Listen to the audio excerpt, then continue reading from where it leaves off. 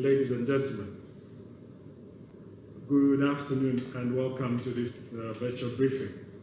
As you may be aware, we came to you 2 days ago to speak about, among other things, the need for peaceful and indeed civil campaigns.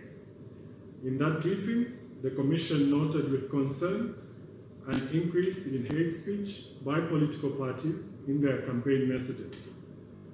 This is against the Electoral Code of Conduct, and we called upon media houses as partners in this vice not to entertain such utterances. As guided by the Electoral Code of Conduct, media houses were further asked to work with the Commission by ensuring that all adverts and political party programs were recorded and stored for reference purposes. The Commission also mentioned that it was investigating other matters reported in various districts and that the public would be made aware of the Commission's findings or indeed the decision that would be taken. Additionally, we did caution that we would not hesitate to impose sanctions on erring political parties, candidates found breaching the Electoral Code of Conduct. Ladies and gentlemen, the Commission has reviewed some of these cases, and today we would like to address the conduct of Mr. Chishimba Kambwili, a member of the Patriotic Front. The Commission has noted with serious concern the breach of the Electoral Code of Conduct by Mr. Kambwili, particularly the use of hate speech and indeed holding of campaign rallies despite the guidance provided.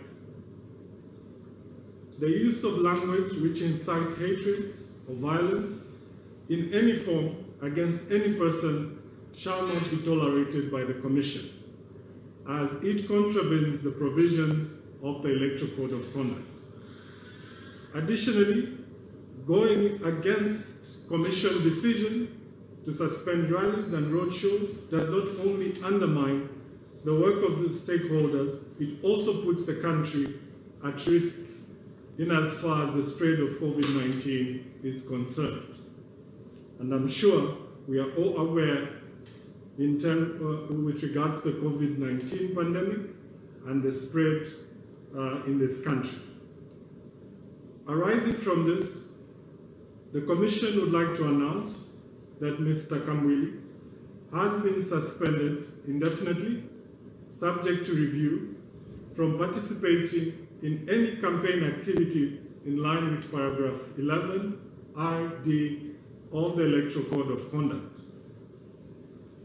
Ladies and gentlemen, let me mention that at this point, we still have a number of active cases which we are still reviewing, and these other cases are also before us, and appropriate action will be taken against any perpetrator of hate speech or indeed any other violation of the Electoral Code of Conduct.